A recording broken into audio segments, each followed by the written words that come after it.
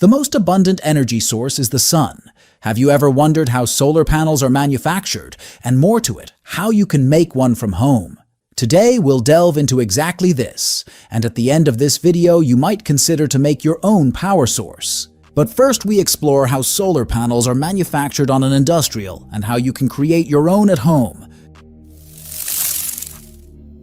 The journey begins with sand, specifically quartz sand. Most solar panels are made of silicon, which is the main component in natural beach sand. Silicon is abundantly available, making it the second most available element on Earth after oxygen. It's out of the quarry and into the fire. The first stage is to get the silicon out of the rocks, and that's done in this enormous furnace. Temperatures reach over 2,000 degrees Celsius. This is unbelievably hot and also quite dangerous. Silicon is used to make everything from window glass to the processes in your home computer. And without it, a solar panel just wouldn't work. The purified silicon is melted and formed into ingots, which serve as the raw material for solar wafers. These ingots are produced using either the Czochralski process or the float zone method. In the Czochralski process, a seed crystal is dipped into molten silicon and slowly withdrawn to create a cylindrical ingot. This block would be far too big to put on your roof, which is where solar panels usually go. The average roof wouldn't support it, so now it needs to be cut down to size. The silicon ingots are sliced into thin wafers using a wire saw, a process that requires precision to minimize material loss. These wafers, typically less than 200 micrometers thick, undergo surface treatment to remove any remaining impurities and defects. An anti-reflective coating is applied to the front surface of the wafer to enhance light absorption, allowing for greater efficiency in converting sunlight into electricity, and the subsequent drying process ensure optimum surface cleaning. All wafers are then measured by fully automated sensors and cameras, and graded according to their thickness and surface quality. In the next step, each wafer is processed into a solar cell capable of converting sunlight into electricity. Metal conductors, typically made of silver or aluminum, are screen printed onto the wafer to create a grid-like matrix, ensuring uniform distribution of electrical current. The wafer is then treated in a high-temperature furnace, where phosphorus is diffused into the surface to create a negative electrical charge. This, combined with the boron-doped region, forms the essential PN junction necessary for solar cell operation. Solar panel. After this 6-year class in chemistry and physics, which we did in 3 minutes, we go to the fun part. Assemble. The solar cells are interconnected to form a solar panel, with various configurations available depending on the desired output and application.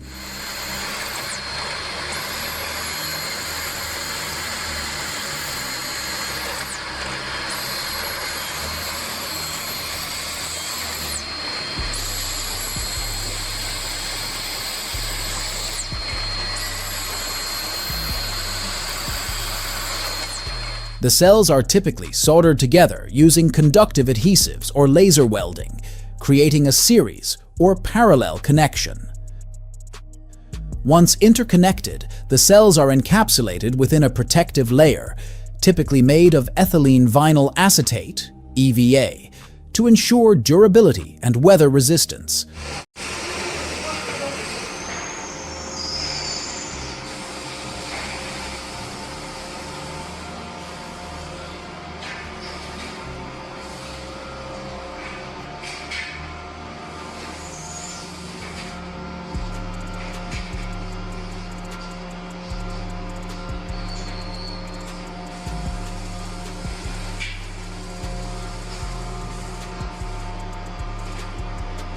A junction box containing diodes and connectors is attached to facilitate electrical connections and output. I know that was an entire college diploma. Relax. Here is the fun part now. All completed modules undergo a rigorous series of tests to ensure their durability and reliability. Beginning with an infrared camera screening, the initial test meticulously examines the modules for any micro cracks at the cell level, ensuring structural integrity from the outset. Following this, the modules undergo a flash test to gauge their performance under standard operating conditions. Next, the modules are subjected to a mechanical loading test, simulating harsh environmental conditions such as strong winds, heavy snow loads, and static pressures like ice accumulation. This test measures the module's resilience and ability to withstand extreme weather scenarios. Furthermore, modules undergo impact testing to assess their durability against heavy impacts, ensuring they can endure unforeseen incidents without compromising functionality. Innovatively, proprietary tests such as the highly accelerated stress test are employed to understand how materials and components evolve over time, providing invaluable insights into long-term performance. Additionally, infrared testing is conducted to analyze the module's temperature during operation under direct sunlight, ensuring optimal thermal management. Finally, modules are subjected to 8 distinct testing chambers to evaluate their behavior under heavy humidity, intense UV exposure, and various harsh weather conditions, including heat waves and hailstorms. Once testing and quality control are completed, packaging materials are carefully selected to provide adequate protection during transportation and storage. Solar panels are typically shipped in pallets or containers, with appropriate labeling and documentation to facilitate handling and installation. Having the knowledge on commercial panel helps this next step of your pursuit interesting. Building a DIY solar panel can be an exciting project, and with a great outline, the steps become easy. Let's break down each stage further. First, designing the layout.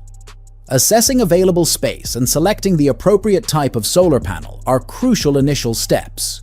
Whether you're opting for monocrystalline or polycrystalline cells, understanding your energy needs and available space helps in determining the layout.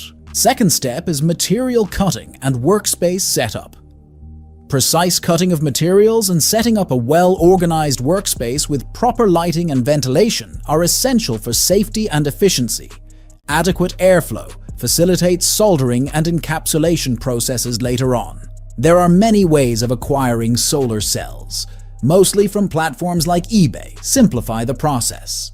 Ensure you select cells with a watt rating that aligns with your energy requirements and available space. The fun begins when it's time for connecting the cells. Soldering cells together to form an array requires attention to detail and proper technique. Techniques like tabbing and stringing help optimize energy production and minimize shading between cells during and after installation.